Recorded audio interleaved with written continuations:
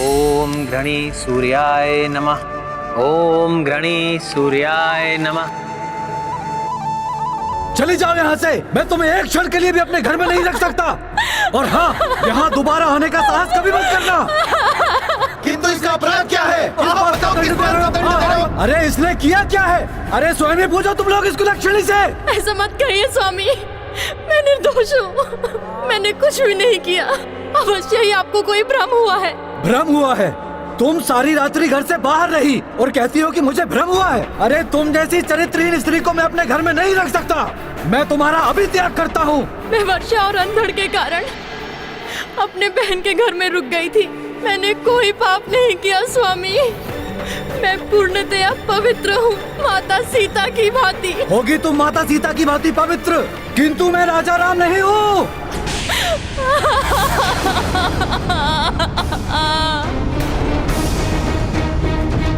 पत्नी के प्रेम में राजा राम तो दुर्बल हो गए हैं, जो महीनों भर पर पुरुष के यहाँ रही, अपनी स्त्री को पुनः स्वीकार कर लिया है। किंतु तुम मुझे राजा राम की भांति दुर्बल समझने की भूल मत करना और चली जाओ यहाँ से। हट!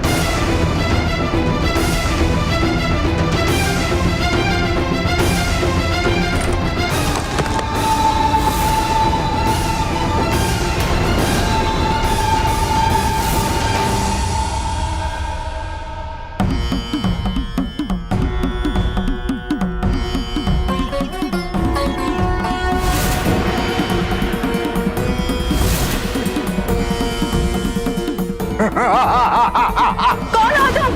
लंकेश दशानन रावण। स्वामी, मेरी रक्षा कीजिए नाथ। प्रभु मेरी रक्षा कीजिए। छल से या बल से किसी की भी पत्नी का हरण कर सकते हैं हम राक्षस। एक राजा की मर्यादा ही उन्हें मेरी ओर देखने से, मुझे अपनाने से रोक रही है। मैं इतने समय राक्षस राज रावण के बंधन में रही हूँ, किंतु मेरे स्वामी श्री राम भी ये जानते हैं, इतने समय उनसे दूर रहकर भी मैं पूर्ण पवित्र हूँ। अयोध्या नरेश, श्री राम ये कभी नहीं चाहेंगे कि भविष्य में कभी भी कोई उनकी पत्नी के चरित्र पर संदेह करे। यही दुविधा है मेरे श्री राम के मन में। जिस प्रकार तन मन धन से मैंने अपने स्वामी को अपने हृदय में रखा, उसी प्रकार हे स्थिर अग्नि, मैं सीता अपना पतिव्रत धर्म पालन करते हुए अपनी देह आज मैं आप में समाहित करती हूँ।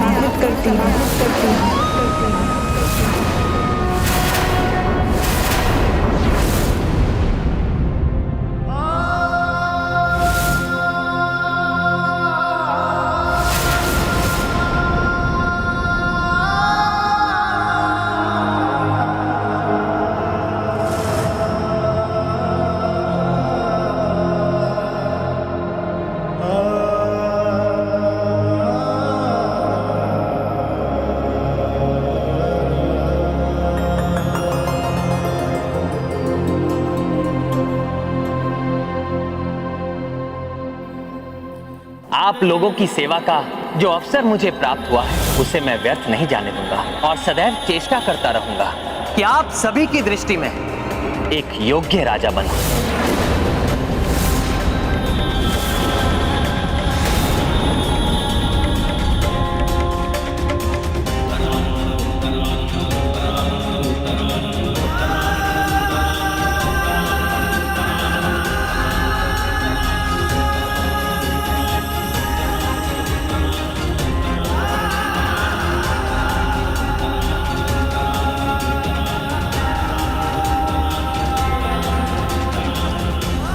हे कुल देवता, मुझे वरदान दे कि मैं सदा अपनी प्रजा के प्रति सेवा भाव से समर्पित रहूं। मैं आपको वरदान देता हूं कि इन्हीं आदर्शों पर आप अपने राज्य को आधारित करने में सक्षम होंगे।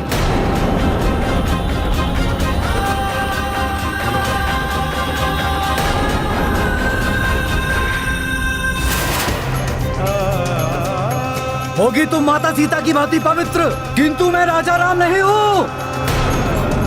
पत्नी के प्रेम में श्री राम तो दुर्बल हो गए हैं। जो महीनों भर पर पुरुष के यहाँ रही, अपनी स्त्री को पुनः स्वीकार कर लिया है, किंतु तुम मुझे श्री राम की भांति दुर्बल समझने की भूल मत करना और चली जाओ यहाँ से। नहीं स्वामी।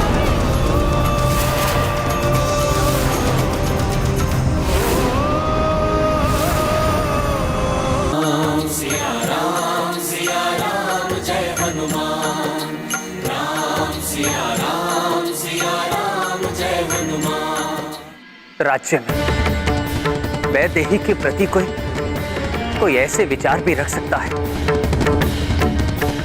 ऐसा तो मैंने स्वप्न में भी नहीं सोचा था। भाभी माँ और आपके प्रति ऐसे विचार रखने वाले को अयोध्या में जीवित रहने का कोई अधिकार नहीं भैया। मैं स्वयं उसका वध करूंगा। किस किस का वध करोगे लक्ष्मण? किस किस का वध करोगे? जो भी मुझे दोषी मानते हैं, क्या तुम उन सभी का वध करोगे? हमारी ही तो प्रजा है। किंतु उसने अपमान किया है आपका और भाभी माँ का। लक्ष्मण, अभिव्यक्ति की स्वतंत्रता ही प्रजातंत्र की नींव होती है। किसी को उनके विचारों के लिए दंडित नहीं किया जा सकता। भैया, अभिव्यक्ति की स्वतंत्रता का यह अर्थ नहीं कि कोई किसी के चरित्र पर उंगली उठा दे।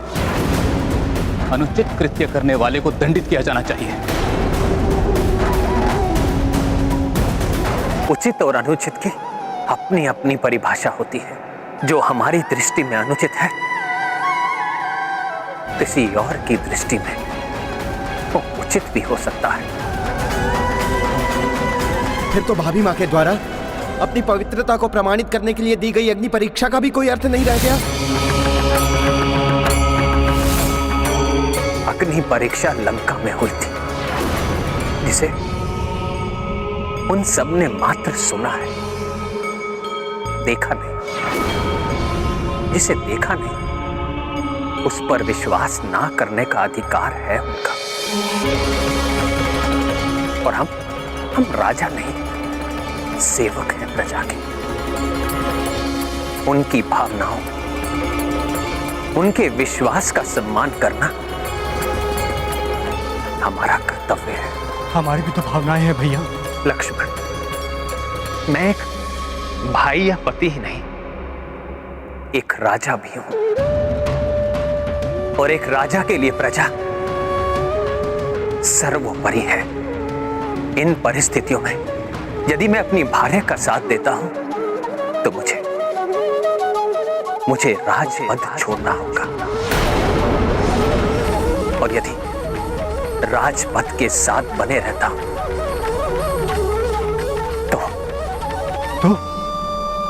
तो क्या भैया, क्या आप भाभी माँ को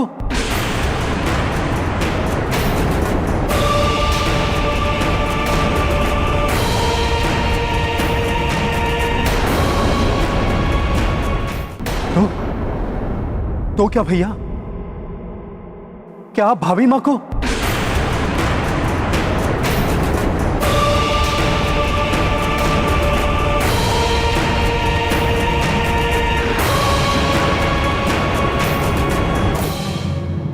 छोड़ना पड़ेगा, छोड़ना पड़ेगा,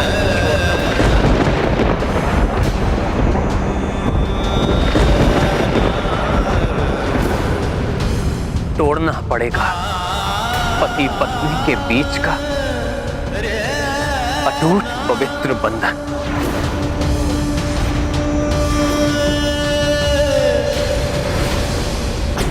धर्म की स्थापना के लिए अनेक बार ऐसे कार्य करने पड़ते हैं जो सामान्यतः अनुचित प्रतीत होते हैं, क्योंकि धर्म सर्वोपरि है और राजधर्म उससे भी बड़ा। भैया ऐसा क्यों कह रहे हैं?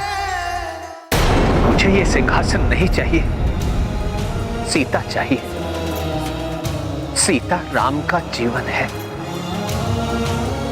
राम की प्रेरणा शक्ति है सीता। मैं सीता को नहीं त्याग सकता, अपनी जीवन संगिनी को नहीं त्याग सकता मैं।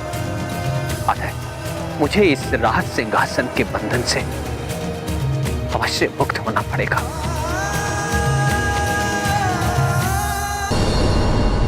यद्यपि मैं ज्येष्ठ हूं तुम सबसे, फिर भी एक विनती करता हूं तुम सबसे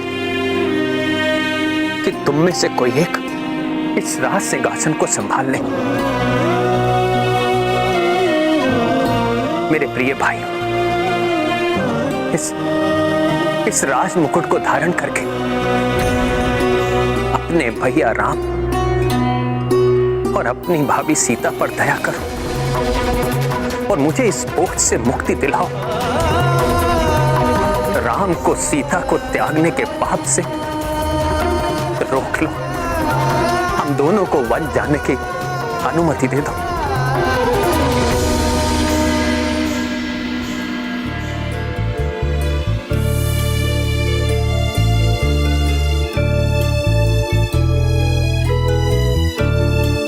शत्रुघ्न, अब जी नहीं लगता यहां।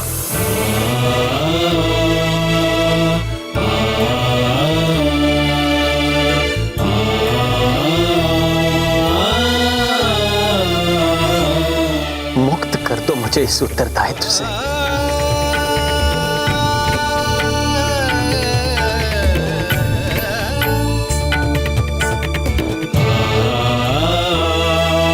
भरत, धारण कर लो ये राजमुकुट।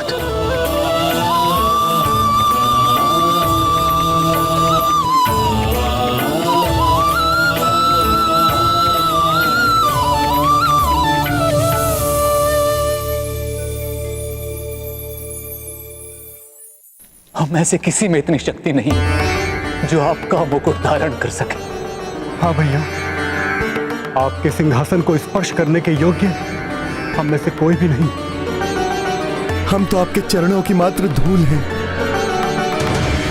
हम अग्नि धारण कर सकते हैं अपनी शीश पर, किंतु आपका मुकुट नहीं। भैया भैया कहकर भी अपने भैया के जीवन को बोझ मुक्त नहीं करना चाहते तुम सब।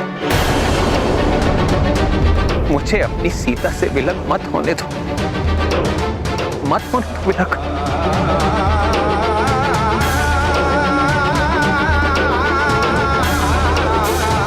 इस कठिन परिस्थिति में मेरा हनुमान भी मेरे साथ नहीं।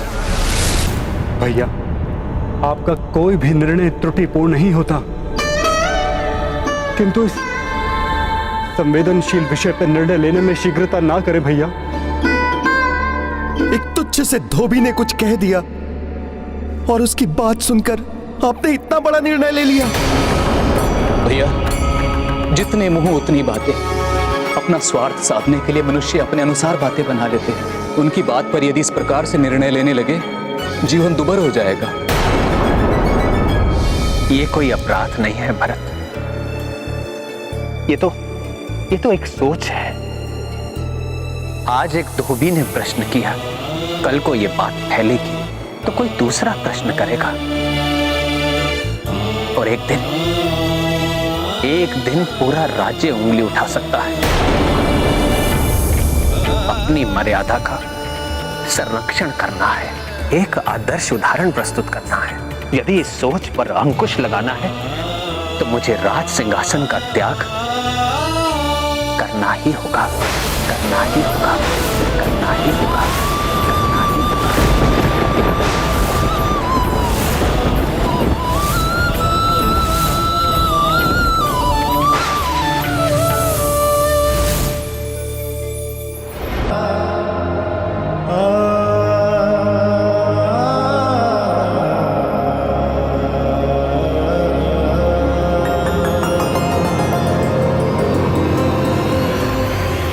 राम, राम,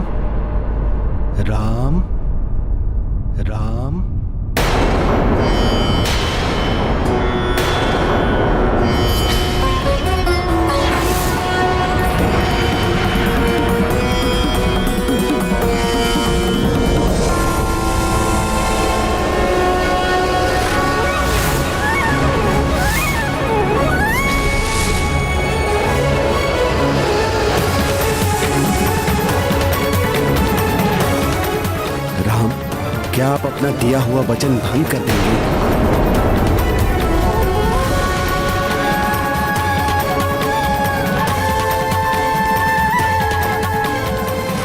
क्या आप अपनी प्रतिज्ञा तोड़ देंगे राम, जो आपने भरी सभा में सबके समक्ष की थी? अपने राज्याभिषेक से पूर्व सूर्यदेव को साक्षी मानकर लिए गए प्रण को भूल गए राम?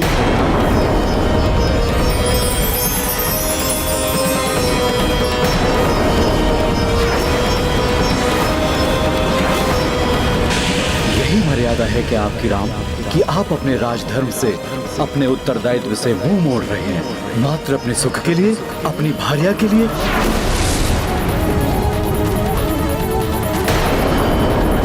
सूर्यवंशी रघुकुल दीपक दशरथ पुत्र राम, क्या उस रघुकुल के गौरव को धूमिल कर देंगे आप, जिस कुल में दशरथ ने वचन के लिए अपने प्राणों की आहुति दे दी?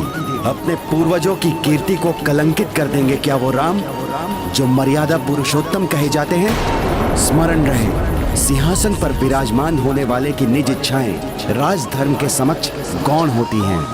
सर्वोपरि होता है तो मात्र राजधर्म।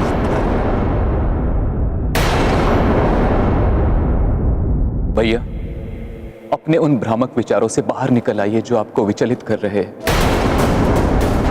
भैया, अपने मस्तिष्क, अपने विवेक एवं अपने हृदय के बीच में होने वाले द्वंद्व को रोकिए भैया, रोकिए। क्या आप राजधर्म से द्रोह करेंगे राम?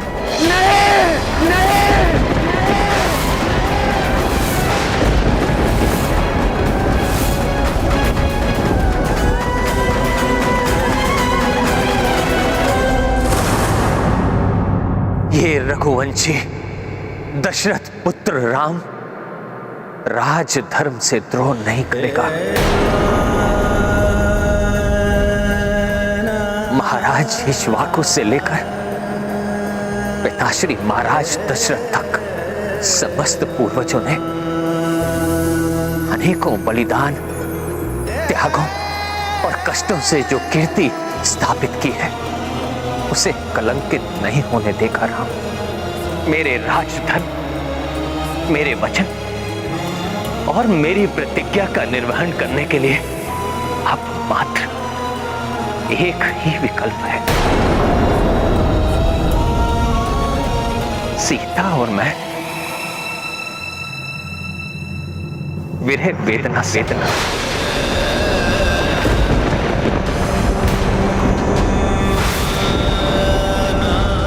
पीड़ा सहे विलगता की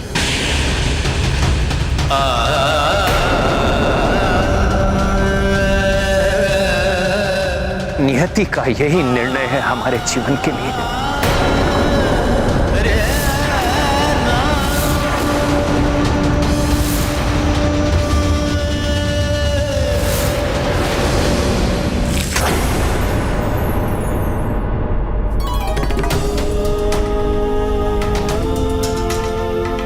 ऐसा निर्णय मत लीजिए भैया। पहले भी भाभी माँ ने अनेक कष्ट, अनेक वेदनाएं सही हैं। अब तो सुख के दिन आए हैं और पुनः ये नहीं, नहीं भैया नहीं। प्रिय सीता का त्याग करना ही होगा राम को। लक्ष्मण, कल प्रातः सूर्य देव की प्रथम किरण के साथ सीता को ले जाकर एकांकी गंगा के पार तामस नदी के घने वन में छोड़कर आना होगा तुम्हें, जहां हम वनवास में रह चुके हैं। ये आदेश है मेरा।